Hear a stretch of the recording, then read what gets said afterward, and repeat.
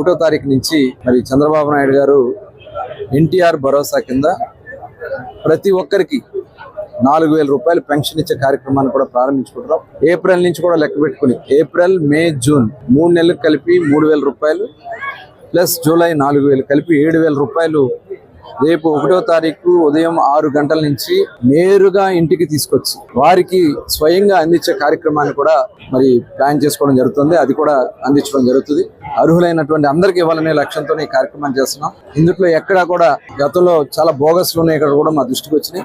ఇవన్నీ కూడా మేము అరికట్టి ప్రజాధనాన్ని ఎక్కడ కూడా దుర్వినియోగం కాకుండా చేయాలనే లక్ష్యంతోనే ఈ కార్యక్రమం చేస్తున్నాం. ఎందుకంటే గతంలో చూసాం, గత ప్రభుత్వంలో పెన్షన్ని ముఖ్యమంత్రి జగన్మోహన్ రెడ్డి గారు, మరి చంద్రబాబు నాయుడు గారు, అలాగే ఎన్టీ రామారావు గారు 75 రూపాయలతో పెన్షన్, 35 రూపాయలతో పెన్షన్ స్టార్ట్ చేశారు. దాన్ని 75 రూపాయలు చేస్తే తర్వాత 200 ఉన్న పెన్షన్ ని 2,000 రూపాయలు చేసింది కూడా చంద్రబాబు నాయుడు గారు. 2,000 రూపాయల పెన్షన్ 3,000 రూపాయలు చేస్తానని చెప్పి ప్రజల్ని మోసం చేశారు జగన్మోహన్ రెడ్డి గారు. వచ్చిన వెంటనే చేస్తానని, తర్వాత దశల వారీగా అని చెప్పి మరి సంవత్సరానికి 250 రూపాయలు పెంచుతానని చెప్పి 5 సంవత్సరాల పాటు ప్రజలు మోసం చేశారు.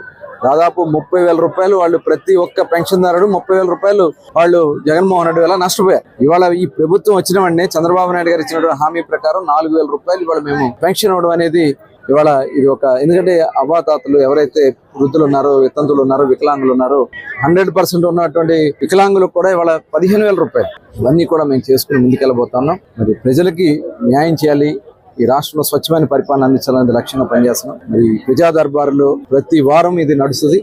ప్రతి ఒక్కరు కూడా దీంట్లో భాగస్వాములే. మన నియోజకవర్గాన్ని అభివృద్ధి, సంక్షేమ బాటలో నడవాలని ప్రతి ఒక్కరిని కూడా కోరుకుంటూ